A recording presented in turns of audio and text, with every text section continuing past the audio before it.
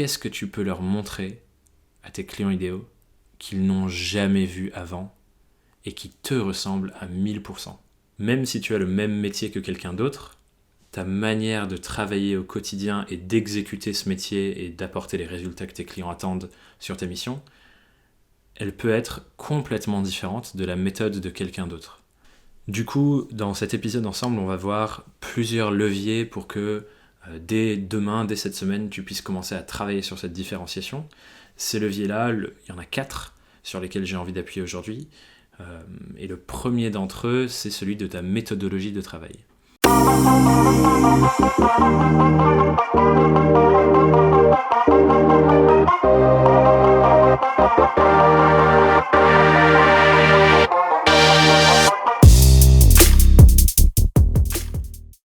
Cette semaine, je suis de nouveau seul face à mon micro pour te parler d'un sujet que je trouve vraiment capital pour nos vies d'indépendants. Ce sujet qui est donc comment cultiver sa différence et son unicité pour se démarquer des autres indépendants. Alors, mon objectif avec cet épisode, c'est à la fois de te partager quelques notions de fond sur ce que j'entends par se démarquer et par l'unicité, mais aussi des clés, des outils et des leviers concrets pour que tu puisses, dès cette semaine, commencer à réfléchir à comment est-ce que toi, avec ton métier, avec tout ce que tu fais, tu peux te démarquer pour ne pas être dans le jeu de la concurrence par rapport à tes confrères. Et je dis concurrence avec des guillemets autour exprès parce que si tu écoutes le podcast depuis un moment, tu sais que personnellement, je suis convaincu que la concurrence, quelque part, elle n'existe pas. Pourquoi je dis ça ? Avant de me lancer dans tout ce qui vient derrière, j'ai envie de reposer les bases de cet épisode et de ce à quoi je crois. C'est-à-dire que toi, en tant que personne, toi qui m'écoutes, en tant que personne, tu es déjà unique. Personne n'a la même histoire que toi, les mêmes parents, la même famille, les mêmes expériences de vie, les mêmes souvenirs, la même enfance, le même regard sur le monde, la même formation, ou la manière dont tu t'es formé en tout cas, les mêmes expériences professionnelles, la même manière de faire ton travail, la même manière de réfléchir à tes projets. Bref, il y a une infinité de choses qui, en tant que personne, te rendent unique. Et c'est pareil dans ton travail d'ailleurs. Mais juste pour appuyer sur ça, sur à quel point en tant que personne tu es unique, je voudrais juste partager une petite notion. Il y a plein d'études qui ont été faites sur ces sujets-là, de la différence, notamment sur les jumeaux. Et il y a eu des études qui ont été faites du coup sur, par exemple, des jumeaux qui sont nés quasi exactement en même temps. Et même ces jumeaux-là, quand on les suit sur toute leur vie, on se rend compte qu'en fait, ils développent tout de même, et ils sont quand même différents. C'est pas parce qu'on est né des mêmes parents exactement au même moment qu'on a le même regard sur la vie et qu'on est la même personne. Donc si même des jumeaux qui sont nés exactement en même temps sont différents, ça veut dire que toi aussi tu es différent de tout le monde et tu es un être unique. Et donc ça veut dire que tu es complètement différent ou différente d'un autre freelance qui fait le même métier que toi. Alors, ça peut paraître anecdotique, mais c'est quand même quelque chose de vraiment important. Pourquoi c'est important ? Parce que j'entends souvent énormément de freelances se plaindre du fait que les clients ils ne font que comparer les prix, nous considérer comme des produits dans un supermarché qu'on choisit en fonction du prix, et que c'est la guerre au prix et que tout le monde essaie de faire de moins en moins cher et que du coup forcément on est obligé de faire des prix bas parce que c'est comme ça que le marché existe. Et j'ai juste envie d'appuyer sur ce point dans cet épisode que une des causes qui font que nos clients, les clients en général, je fais une généralité, bien sûr il n'y a pas de généralité, mais les clients en général nous sélectionnent sur les prix ou font la course au prix, c'est qu'ils ne perçoivent pas la différence entre toi et un autre freelance qui fait le même métier que toi. Et c'est tout l'objet de cet épisode du coup, de voir comment est-ce que tu peux cultiver cette différence et ton unicité entre toi et d'autres freelances qui font le même métier que toi. Parce que, comme je le répète, de base, tu es une personne unique, un être unique, et ton objectif, ton enjeu et ta responsabilité, même en tant qu'indépendant, c'est de faire en sorte que ton offre, tes services, ta vie de freelance et comment tu travailles, soit simplement une traduction de ton unicité en tant que personne. Donc c'est traduire à quel point tu es un être unique dans des services, des propositions commerciales, enfin une manière de faire ton métier, d'apporter des services à tes clients, que seul toi peux faire, que personne d'autre ne peut faire parce que personne n'est toi. Et si tes offres, tes services, tout ce que tu proposes à tes clients, c'est simplement une traduction de qui tu es en tant que personne unique dans ce travail, ça veut dire que personne d'autre ne peut faire ça mieux que toi. Parce que personne ne peut être un meilleur toi que toi. Personne ne peut prendre ton identité et jouer à être toi mieux que toi tu peux le faire toi-même.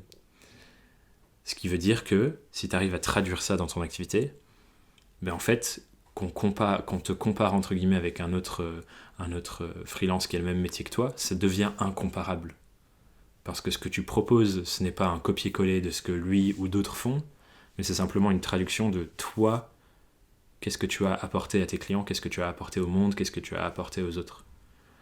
Et personne ne peut faire ça mieux que toi. Je sais que je me suis pas mal répété sur ce point, mais c'est vraiment important parce que je veux que tu l'incarnes, je veux que tu l'intègres et que tu commences vraiment à réfléchir à ça. Comment est-ce que tu traduis ton unicité en tant que personne dans ton activité de freelance ? On commence déjà par une question avec une réflexion profonde. Et c'est tout le sujet de cet épisode, donc on va aller voir des leviers qui te permettent de travailler sur ce sujet.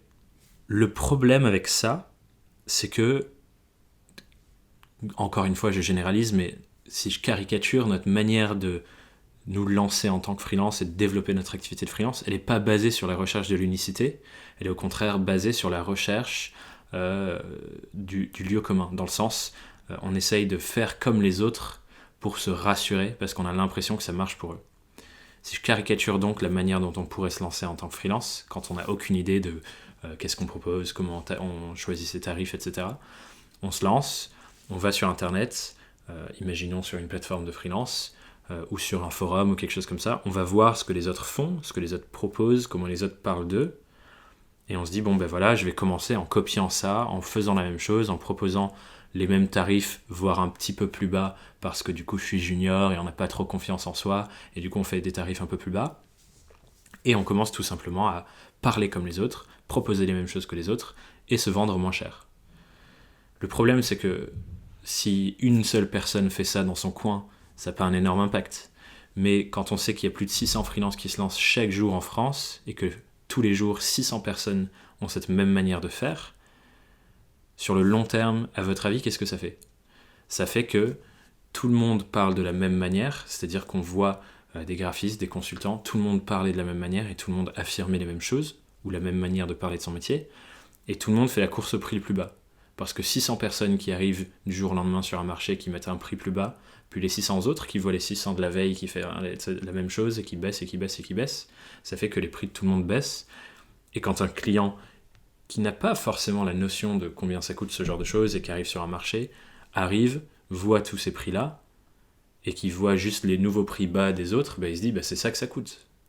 Et du coup, ensemble, globalement, tous ensemble, les freelances, on est en train de faire en sorte que la norme pour nos clients, c'est de voir plein de gens qui parlent d'un métier et de ce qu'ils font de la même manière, ce qui les rend du coup comparables, c'est-à-dire qu'on a l'impression que tout le monde est pareil, donc on peut les comparer. Et en plus, les clients, ils voient les prix qui sont bas, enfin, qui sont plus bas, entre guillemets, pardon. Et du coup, ils se disent, voilà, on peut comparer tout le monde et on va comparer sur les prix. Bien sûr, c'est une caricature que je tire là, mais j'imagine que si tu cherches un peu ou tu réfléchis à ton histoire personnelle, je suis pas si loin de la réalité que ça. Et du coup, je trouve ça marrant en fait quand les freelances, parce qu'il y en a beaucoup qui se plaignent du fait mais mes clients, mes prospects, ils regardent juste combien ça coûte enfin à la fin du devis, ils disent il y a quelqu'un d'autre qui me l'a proposé pour moitié prix, aligne tes prix. J'aime bien quand on rentre dans ces discussions parce que on se plaint du fait que les clients comprennent rien, etc. Mais moi, j'aime beaucoup défendre la posture qui dit que tant qu'on ne prend pas 100% de la responsabilité sur soi, en fait, on n'a pas le pouvoir de changer les choses, on n'a pas le pouvoir de créer le changement qu'on a envie de voir et de reprendre le contrôle sur la situation. Tant qu'on se dit c'est la faute des clients, on ne peut pas avoir le contrôle sur la situation. Et du coup, dans cette situation-là, j'aime bien me dire que, en fait, ce cas où les clients nous comparent sur les prix, il y a une grande part, voire même, qui est de notre responsabilité. C'est nous qui avons créé cette situation. Et du coup, je me dis, comment est-ce que nous, en tant que freelance, on peut transformer cette situation pour que nos clients ne puissent plus nous comparer sur les prix. Parce qu'on est tellement différents, on est tellement unique, comme je disais, une traduction de votre unicité, qu'on ne peut pas comparer mon prix avec celui de mon voisin parce qu'on ne propose pas du tout la même chose et on n'est pas du tout la même personne. Donc la première invitation que je te fais, c'est ne va plus comparer tes prix, tes prestations avec les autres. Forcément, c'est la voie facile quand on se lance parce qu'on n'a pas de voie, ou enfin on ne sait pas exactement par où aller, quel pied mettre devant l'autre et sur quel pied danser. Mais c'est pas la bonne pratique en fait. Prenez vraiment le temps de réfléchir avec mon unicité, ma manière de voir le monde, ma manière de travailler et ce qui est important pour moi, comment mon offre peut représenter à 100% moi en tant que personne et qui je suis. Ce qui fera que ce sera différent des autres par nature. Et comme je le disais, en fait, naturellement, quand on se lance, on cherche à se conformer aux autres. Aussi parce que c'est pas mal le cas en France, j'ai l'impression, on nous a appris à essayer de pas faire trop de vagues, pas faire de bruit, faut pas être différent, il faut faire comme les autres, il faut bien se comporter, il faut être bien rangé. Et du coup, on cherche pas à assumer et poser son étendard et assumer haut et fort ses différences et son unicité, parce qu'on a l'impression que ça gêne les autres. J'imagine que tu as déjà entendu ou que c'est sorti dans des discussions avec tes amis quand tu demandes des conseils, ou des gens qui te disent il faut faire ça, tu devrais faire comme ci, tu devrais faire comme ça, c'est comme ça que ça se passe, ici on fait comme ça, etc., etc. Et ce genre de phrases, à force de les entendre pendant 10, 15, 20, 30, 40 ans, en fait ça devient notre norme sans même qu'on s'en rende compte, et du coup personne te pousse à assumer ta différence, tout le monde te pousse à être pareil que tout le monde. Donc c'est normal qu'on se comporte comme ça, et c'est juste prendre conscience de je suis différent et je n'y peux rien, je serai différent quoi qu'il arrive, et vaut mieux assumer ça haut et fort parce qu'on va attirer les gens à qui ces différences parlent, plutôt que de me conformer aux autres et donc potentiellement plaire à des gens avec qui tu ne veux pas t'entendre parce que tu fais semblant d'être quelqu'un d'autre. Et par ailleurs, du coup, ne pas créer de vrais liens ou de vraies différenciations par rapport à d'autres gens, et donc devenir une commodité, entre guillemets, c'est-à-dire que on va te comparer comme on comparerait des pommes entre elles, entre les différents magasins, on va te comparer seulement sur le prix. Parce que tu deviens une commodité, parce qu'il y a plein de gens comme toi. Donc réfléchis, et petite première question, et on va rentrer maintenant dans les leviers concrets pour ça, mais réfléchis à comment est-ce que je deviens autre chose qu'une commodité, et je crée de la différenciation pour que je ne puisse pas être comparable. Mon enjeu avec cet épisode, c'est que ce soit impossible qu'on te compare avec quelqu'un d'autre. Et c'est vraiment ce que j'ai envie de t'apporter. Donc réfléchis à, encore une fois, une question, et je sais qu'il y a beaucoup de questions dans mes épisodes, donc prenez le temps de les noter et de retravailler là-dessus. Mais qu'est-ce que vous pouvez faire pour que ce soit impossible? Qu'est-ce que tu peux faire pour que ce soit impossible qu'on te compare avec quelqu'un d'autre? Je veux que ce soit impossible qu'on te compare avec quelqu'un d'autre. Note ça, tu reviendras dessus et tu réfléchiras à comment faire. Du coup, dans cet épisode ensemble, on va voir plusieurs leviers pour que dès demain, dès cette semaine, tu puisses commencer à travailler sur cette différenciation. Ces leviers-là, il y en a 4 sur lesquels j'ai envie d'appuyer aujourd'hui. Et le premier d'entre eux, c'est celui de ta méthodologie de travail. Tu m'as déjà vu en parler dans d'autres vidéos, notamment dans les sujets où on parlait avec Laetitia de apprendre ton métier à tes clients, où on t'invitait à partager ta méthodologie de travail, en parler, créer du contenu autour pour que tes clients puissent mieux comprendre ce que tu fais et comment tu travailles. Aujourd'hui, j'ai envie de revenir sur le sujet de la méthodologie par rapport au fait d'être différent. Parce que même si tu as le même métier que quelqu'un d'autre, ta manière de travailler au quotidien et d'exécuter ce métier et d'apporter les résultats que tes clients attendent sur tes missions, elle peut être complètement différente de la méthode de quelqu'un d'autre. On a tous appris des méthodes à l'école ou quand on nous a formés à nos métiers ou quand on a appris sur le tas avec des articles, des formations en ligne, tout ça. Mais avec le temps et avec notre unicité, avec ce qui nous parle, avec ce qui nous plaît, avec nos inspirations, on développe aussi des méthodes très différentes d'autres personnes et d'autres gens qui ont le même métier que nous. Pour te donner un exemple très personnel du coup, parce que c'est celui que je maîtrise le mieux, dans mon métier de planeur stratégique pour les stratégies de marque, j'ai une approche fortement basée sur l'intelligence collective et les ateliers d'idéation. Les ateliers et les workshops, c'est un format que j'adore utiliser dans ma manière de travailler. Et l'intelligence collective, c'est un sujet qui me passionne et j'adore voir comment un groupe peut sortir énormément d'idées et beaucoup plus d'idées que quelqu'un tout seul dans son coin. Et du coup, ma manière de travailler sur des sujets de stratégie de marque, des sujets de storytelling, ou en tout cas de traduire l'identité profonde d'une marque ou d'un projet sur un travail de stratégie et un travail de storytelling, passe énormément par ces métiers, par ces méthodes-là, de l'atelier d'idéation, des workshops et ainsi de suite. Mais je sais qu'il y a d'autres planeurs stratégiques qui ont exactement le même métier que moi, qui ont la même finalité que moi, c'est-à-dire de livrer une stratégie de marque, un brand book, peu importe le livrable, mais qui, eux, passent beaucoup plus de temps à réfléchir en solitaire, avec des études qui vont énormément se pencher sur les tendances sociétales, lire énormément de contenu sur ça, voire même des dizaines de bouquins en 1 ou 2 semaines sur un sujet donné, pour vraiment aller creuser très profondément ces sujets et sortir de la matière de là. Forcément, eux, ils font aussi du travail avec les gens du projet pour sortir l'identité des projets, mais sûrement moins en profondeur que moi. Et moi aussi, je suis obligé d'aller creuser dans des tendances sociétales et des sujets de fond là-dessus, mais beaucoup moins qu'eux, parce que leur méthodologie complète repose sur ça comme leur brique centrale de comment ils travaillent. Et c'est ok en fait, les deux approches ont toutes les deux des avantages et les deux approches ont toutes les deux des inconvénients.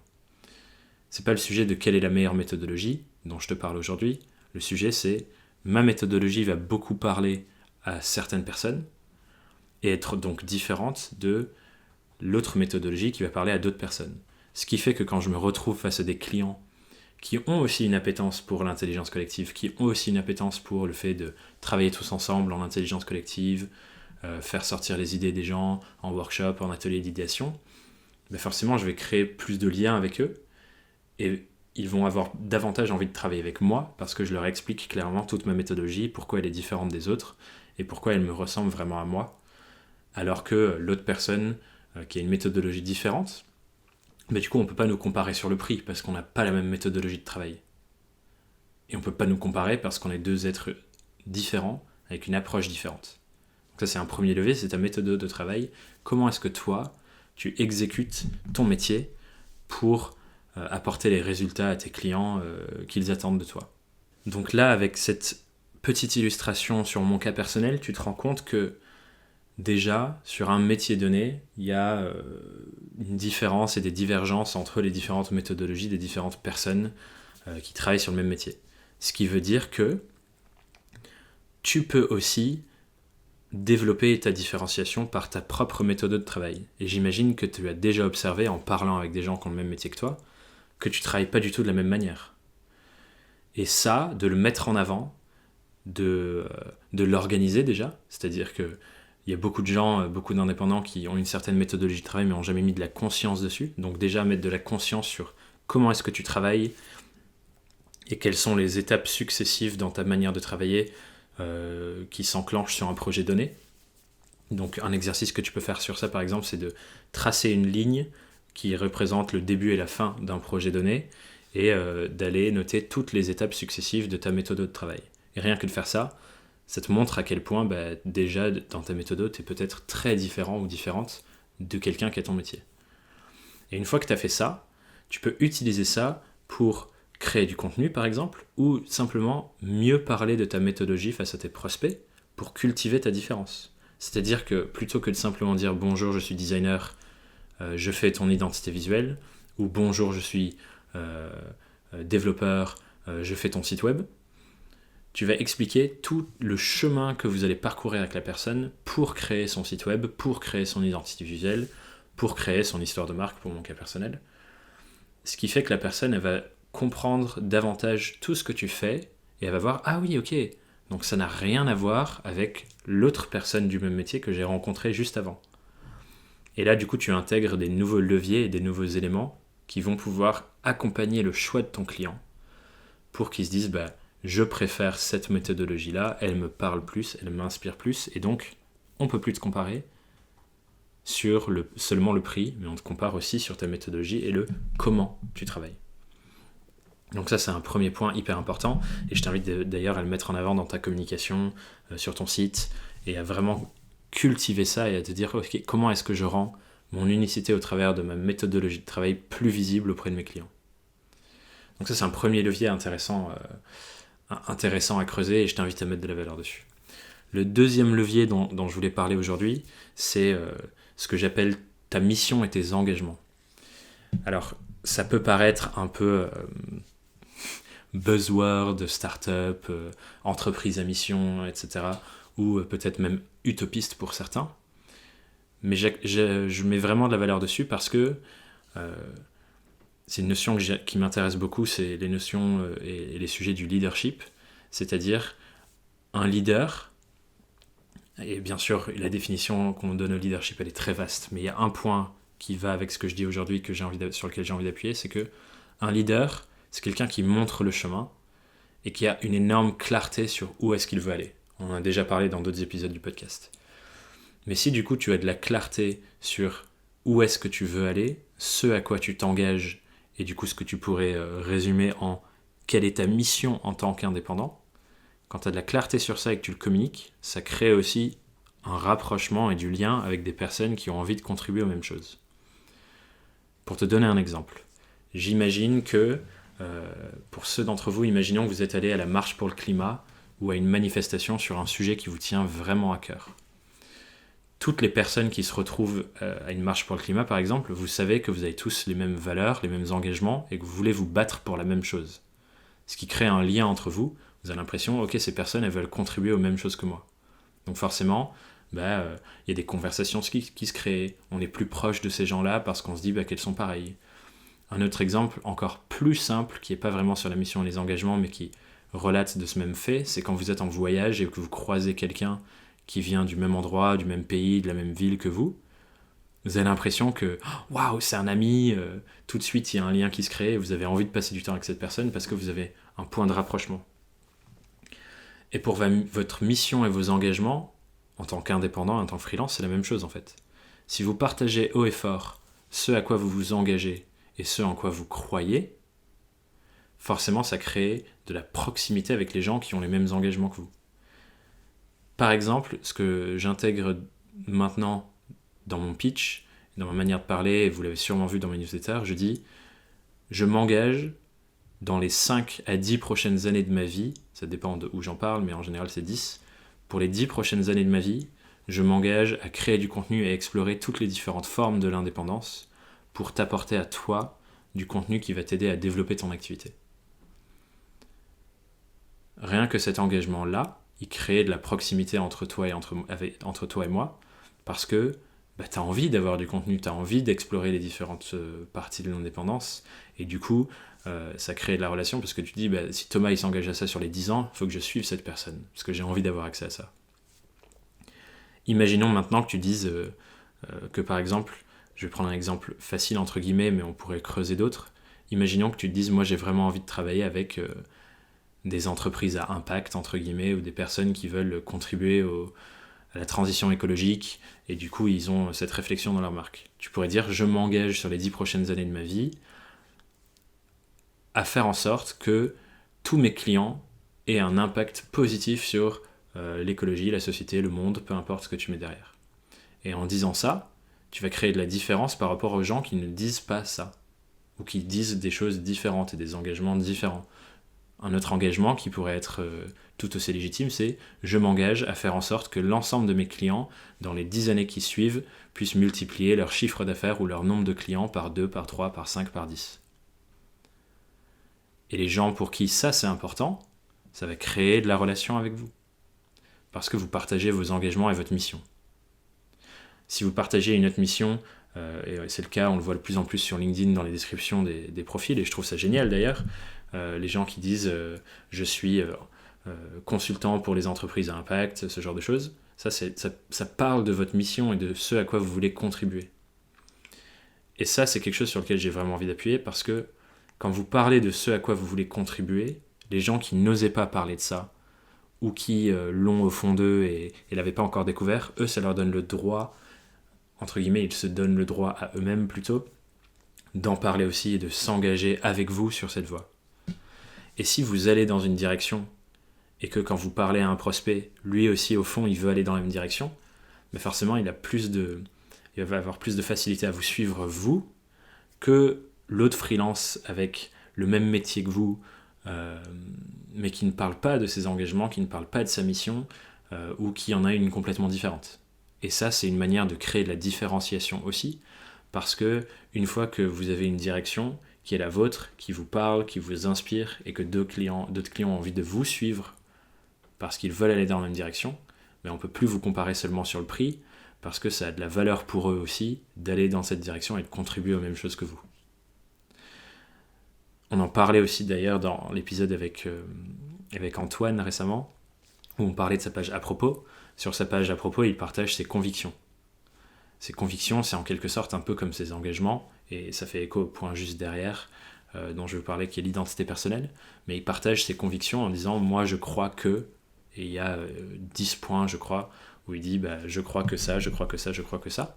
Ce qui veut dire que les clients qui ont les mêmes convictions que lui, ça crée du lien, et ça crée du rapprochement, et donc ça le différencie des autres. Parce qu'il parle de son unicité, et de ce en quoi il croit, et de ce à quoi il veut contribuer avec son activité de freelance. Donc mets de la valeur aussi sur ça. Je vais te partager une petite question du coup pour t'aider à réfléchir, pour lancer la machine à réflexion. Et cette question du coup c'est comment est-ce que tu peux déjà identifier ce à quoi tu as envie de contribuer. C'est pas toujours un sujet, des questionnements faciles parce qu'on se pose rarement la question. Et d'ailleurs, il y a une énorme partie de notre programme d'accompagnement avec Marie de Surf en Freelance qui se concentre sur identifier ce à quoi tu as envie de contribuer au travers de ton activité et vraiment avoir une réflexion profonde sur qui tu es en tant que personne et du coup comment tu traduis ça sur cette activité-là. Mais vraiment pose-toi la question, à quoi tu as envie de contribuer? Et ensuite, quand tu as identifié ça, pose-toi la question de comment est-ce que je peux l'assumer encore plus et le rendre encore plus visible pour que mes clients et mes prospects, ils aient ça en tête quand ils reçoivent mon devis, pour me différencier, pour cultiver mon unicité. Je vous laisse avec cette question et on passe au point suivant, le troisième levier sur lequel vous pouvez jouer pour cultiver cette différence-là. Le troisième point du coup pour travailler sur ta différence, c'est ton identité en tant que personne, ton identité personnelle. Ça rejoint un peu ce que je disais au début de l'épisode où j'ai l'impression, notamment en France, qu'on n'ose pas, on n'a pas envie de parler de soi. On se dit non mais j'ai pas envie de me mettre en avant, j'ai pas envie de parler de moi. Il y a des histoires personnelles que vous n'avez pas envie de partager et c'est légitime et je comprends d'ailleurs. Hein. Je dis pas qu'il faut tout partager. Mais en revanche, d'avoir cet état d'esprit-là, ça ne nous aide pas à cultiver notre différence parce qu'il y a plein de choses dont on pourrait parler, même de la sphère personnelle, qu'on pourrait partager avec ses clients, avec un degré de sélection bien sûr, hein, mais qui permettrait de vraiment créer plus de relations et de cultiver le fait que vous êtes unique en tant que personne. Et il y a 3 points clés là-dedans sur lesquels j'ai envie d'accentuer. Le premier point clé de votre identité à mettre en avant et qui crée de la différenciation, c'est vos valeurs. Encore une fois, c'est un sujet qu'on creuse beaucoup plus dans Surf en Freelance, mais juste pour vous peindre une image globale, vos valeurs, elles vous sont propres. Et on a tous un système de hiérarchie de valeurs qui est différent des autres. C'est-à-dire qu'on a des choses qu'on considère dans notre vie comme étant plus importantes que d'autres. Et ça, c'est propre à chacun, et ça évolue avec le temps d'ailleurs, ce qui est intéressant parce que du coup, c'est toujours en mouvement, mais c'est vraiment propre à chacun. Et ce qui va se passer quand des gens vont vous dire voilà ce que tu devrais faire, tu dois te comporter comme si, voilà la bonne méthode, c'est que toutes les personnes de votre entourage, qui sont pour la plupart du temps très bien intentionnées évidemment, elles essayent de coller leurs valeurs sur votre vie. C'est-à-dire qu'elles essaient de vous imposer leur système de valeurs et leur manière de voir le monde. Ce qui est important pour elles, et l'ordre et la hiérarchie de ce qui est important pour elles. Et du coup, quand on se compare à d'autres freelances et qu'on calque leur manière de parler de leur activité, leur manière de se présenter, leur manière de faire leurs offres, etc., on calque leur système de valeurs, ce qui est important pour eux, sur nous et notre vie, ce qui fait que du coup, on se met dans la peau de quelqu'un d'autre qui n'est pas nous. Et forcément, ça nous aide pas à cultiver et à créer de la différence. Donc ça, c'est la première chose que je vous invite à faire sur votre identité personnelle et comment la mettre en avant, c'est de mettre de la conscience et de réfléchir à quelle est votre hiérarchie de valeurs, quelles sont les choses qui sont importantes pour vous dans votre vie, dans votre activité de freelance, et de l'assumer en fait, et de partager ça. Parce que du coup, ça va parler aussi à d'autres personnes qui ont un système de hiérarchie de valeurs similaire au vôtre. Si par exemple, pour vous, ce qui est le plus important dans votre vie de freelance, c'est d'avoir une relation bienveillante et de confiance avec vos clients, et que vous l'assumez haut et fort, vous allez pouvoir vous attirer des clients qui, eux aussi, c'est important pour eux d'avoir une relation de confiance et de bienveillance avec leurs prestataires, avec les gens avec qui ils travaillent. Ce qui fait que s'ils se rendent compte que vous êtes pareil et recherchez la même chose, vous créez de la différence avec d'autres personnes qui ont le même métier que vous, qui n'ont pas assumé ça, qui n'en ont pas parlé et qui l'ont pas mis en avant, ce qui crée encore une fois de la différence et de l'unicité. Donc ça c'est le premier point, c'est les valeurs, mettez de la valeur sur ça et réfléchissez à quelles sont mes valeurs, comment je les mets en avant davantage pour créer de la différence et que j'attire les clients à qui ça va parler et qui du coup vont me correspondre. Le deuxième point du coup c'est votre regard sur le monde. Personne n'a le même regard sur le monde que vous parce que personne n'a les mêmes expériences et c'est ça qui crée notre regard sur le monde. Donc je vous invite vraiment à partager avec vos clients, dans vos contenus, dans votre manière de parler de votre métier, votre regard unique sur ça. Si on prend un exemple pour un photographe, quelqu'un qui crée des images ou un vidéaste par exemple, vous n'allez pas parler de ce que vous faites de la même manière.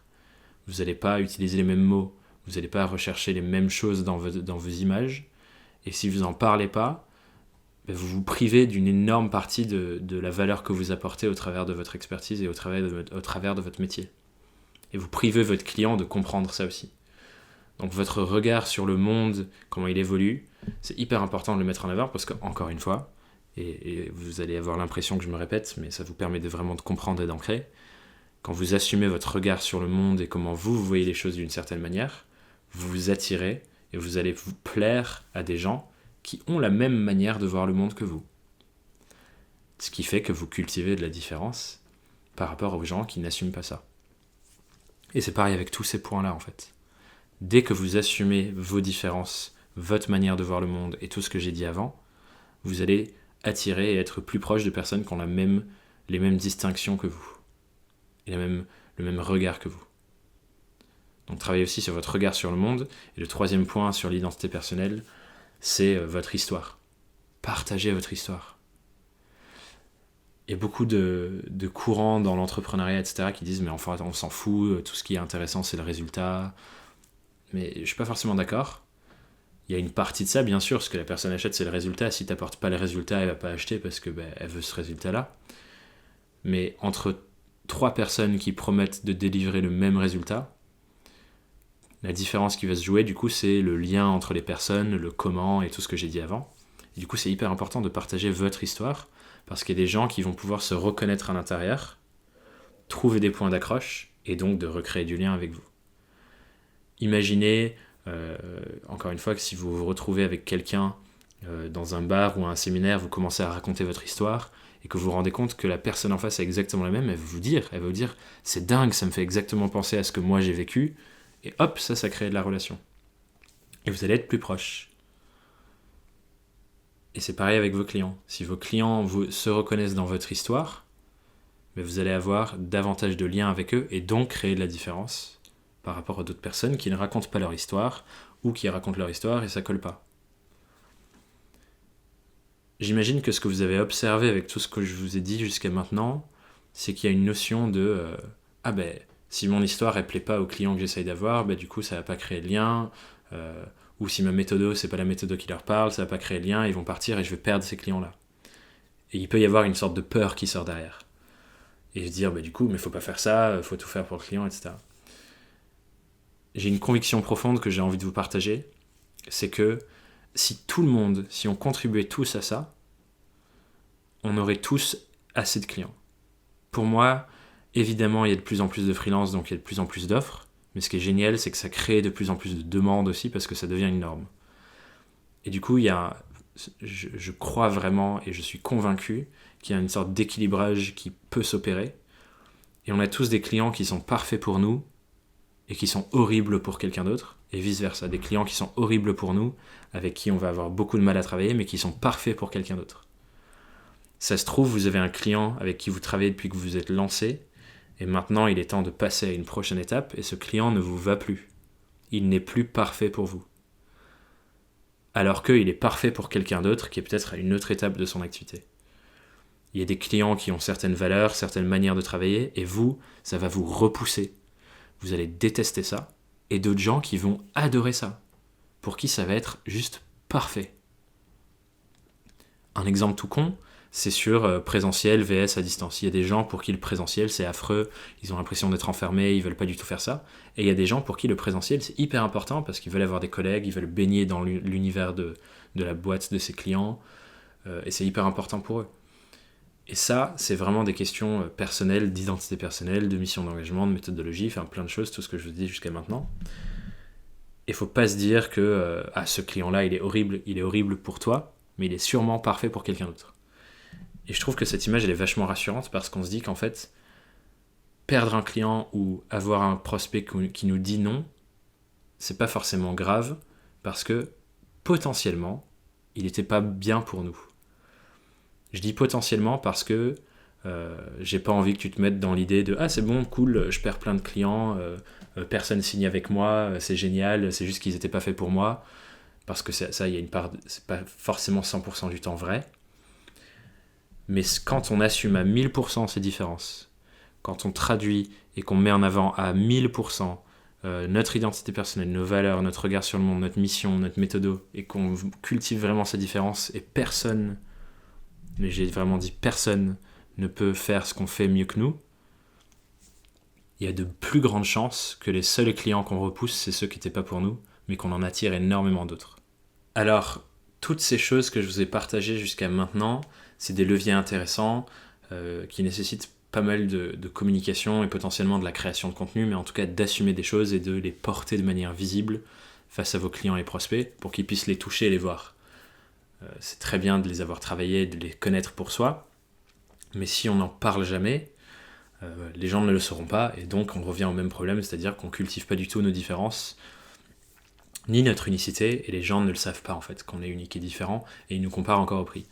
Donc ça repose tout ça sur le fait de communiquer dessus, et de le porter, et de travailler votre marketing autour de ça. Et d'ailleurs, pour ceux qui n'ont pas encore écouté mon épisode solo numéro 20, qui s'appelle « Apprendre à aimer le marketing », je vous invite vraiment à aller l'écouter, parce que ça vous permettra de contextualiser tout ce que je viens de vous dire dans un processus marketing pour vous mettre en avant. Et un des premiers outils qui est important, et du coup c'est le 4e point sur lequel j'avais envie de parler aujourd'hui, tout ça, ça se concrétise en quelque chose de tout simple qu'on doit faire tout le temps, c'est notre pitch, c'est-à-dire se présenter et parler de ce qu'on fait. Et je pense que c'est là qu'on observe de la manière la plus évidente à quel point personne et la grande majorité des freelances ne cultivent pas leurs différences et ne travaillent pas sur l'unicité parce qu'on se présente tous de la même manière. Je vais te raconter une petite histoire et j'imagine que tu as déjà vécu ça. C'est un peu fictif, mais je l'ai déjà observé plein de fois et je suis sûr que tu l'as observé aussi. Je veux que, tiens d'ailleurs pour rire, ferme les yeux en écoutant ça, sauf si tu es en train de conduire. Si tu es en train de conduire, ferme pas les yeux, mais sinon ferme les yeux. Et je veux que tu t'imagines à une soirée, un événement, une conférence, un truc de networking, enfin peu importe, mais une soirée où il y a beaucoup de gens, il y a beaucoup de freelance avec le même métier que toi et beaucoup de potentiels clients. Et je veux que tu te mettes mets-toi dans la peau d'un client. Ton client idéal, c'est la personne avec qui tu aurais vraiment, vraiment envie de travailler. Et je veux que tu t'imagines que cette personne, tout au long de la soirée, elle rencontre des gens avec le même métier que toi. Je vais prendre un exemple, on va dire qu'elle rencontre des graphistes. Parce que tu es graphiste. Et en gros, je veux que tu imagines que ce client, il rencontre 50 graphistes avant toi. Donc tu es la 51e personne. Et je veux que tu vois ces 50 graphistes venir lui serrer la main à ce client idéal et lui dire tour à tour « Bonjour monsieur, bonjour madame, je suis graphiste ». Les 50 personnes avant toi disent exactement cette phrase. Tu es donc la 51e personne, et du coup, je veux que tu visualises que tu arrives face à ton client idéal, et tu lui dis « Bonjour monsieur, bonjour madame, je suis graphiste », et ensuite tu pars sur des exemples de ce que tu fais, où tu donnes ta carte de visite. Est-ce que tu penses qu'après avoir entendu 50 personnes dire la même chose, ce client idéal, même si c'est la personne pour qui tu as vraiment envie de travailler, est-ce que tu penses qu'elle va prêter attention à ce que tu as à dire ? Évidemment que non. Parce qu'elle va se dire « Ok, 51e personne qui me dit exactement la même chose. S'il reçoit le lendemain 50 devis, qu'est-ce qu'il va faire ? Il regarde le prix, il choisit le moins cher. » Parce que tout le monde s'est présenté de la même manière. Et on le fait beaucoup trop souvent. J'imagine que tu as déjà des exemples ou des choses qui te viennent en tête où tu te dis « Mais oui, bien sûr, c'est évident. Raconter comme ça, c'est évident. » Et pourtant, j'imagine que tu te présentes souvent comme ça, en disant « Je suis X » ou « Je suis Y ». Tu donnes le nom de ton métier, entre guillemets. Je dis pas que c'est une mauvaise chose à faire, je dis juste que ça ne nous aide pas à cultiver notre différence et à montrer à quel point on est unique.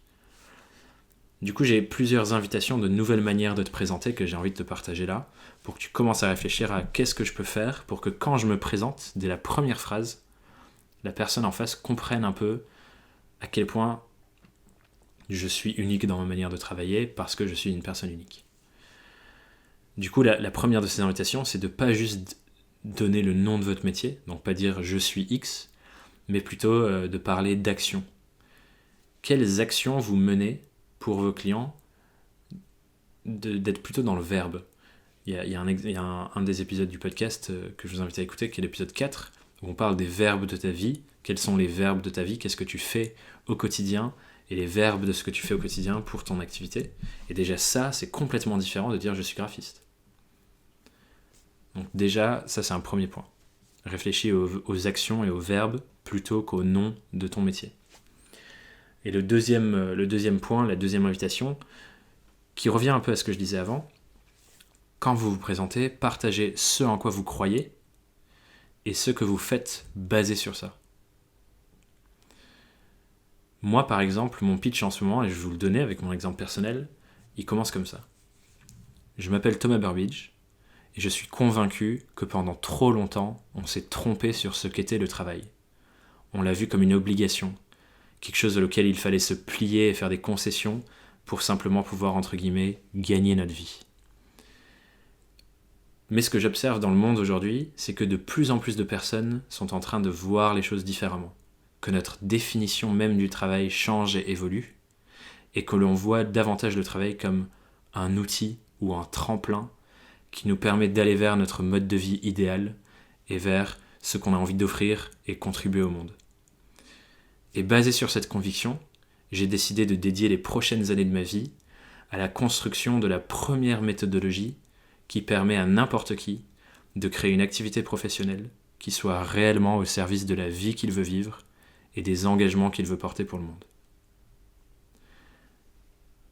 J'ai une petite question à te poser. Est-ce que tu penses que cette manière de me présenter me rend différent de quelqu'un qui se présenterait à toi en disant « Bonjour, je suis coach pour indépendants ». Non pas que je dise que je suis coach pour indépendants, mais c'est la traduction qu'on pourrait dire.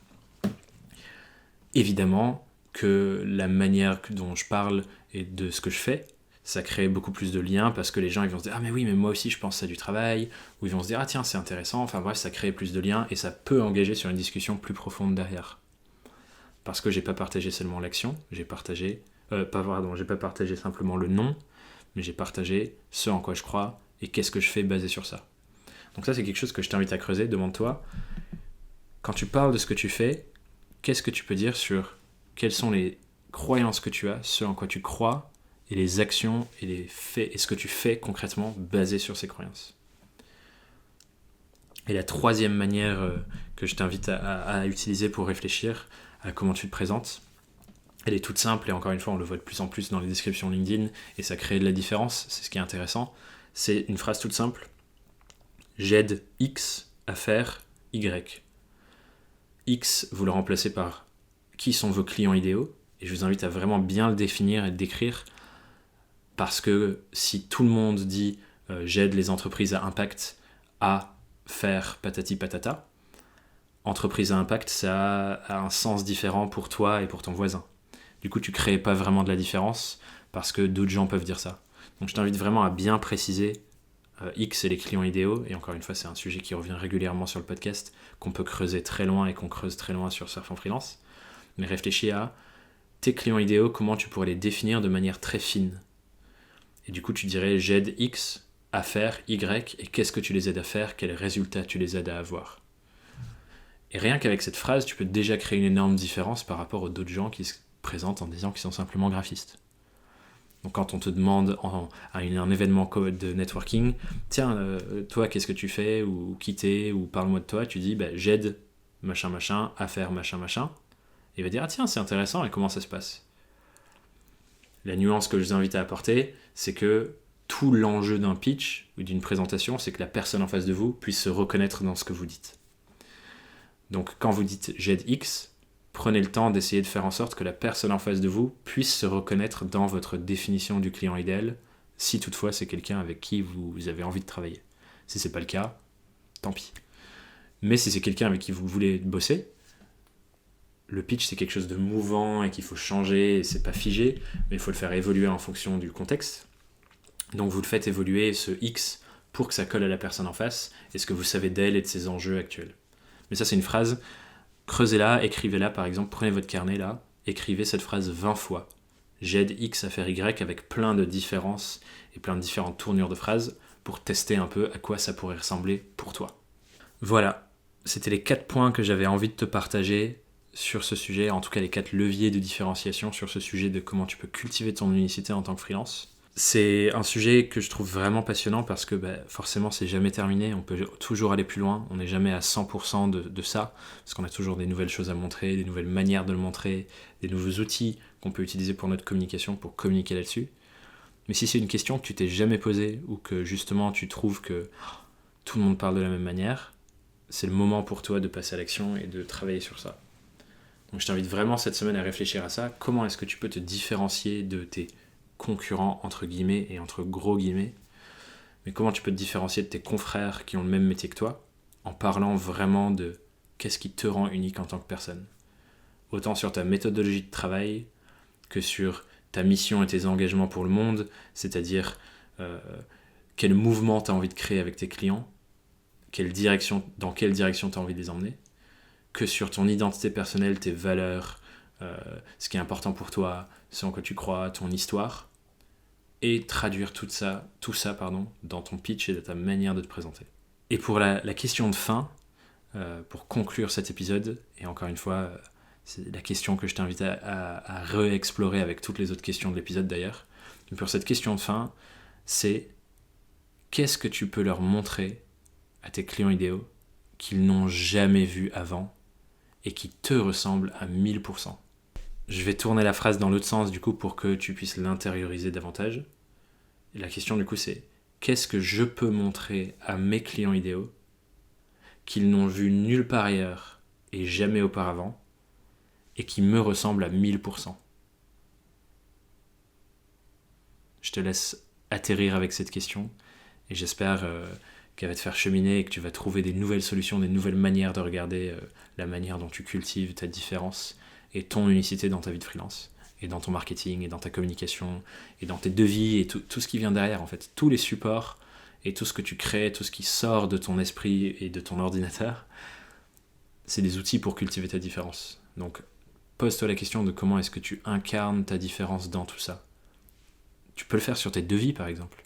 Peut-être qu'il y a des choses intéressantes à imaginer sur comment est-ce que je rends l'expérience de mon client quand il reçoit mon devis différente de tous les autres freelances qui ont le même métier que moi. Ça, c'est une question hyper intéressante, et rien que ça peut créer énormément de différences et faire en sorte que ton client préfère aller vers toi que vers les autres.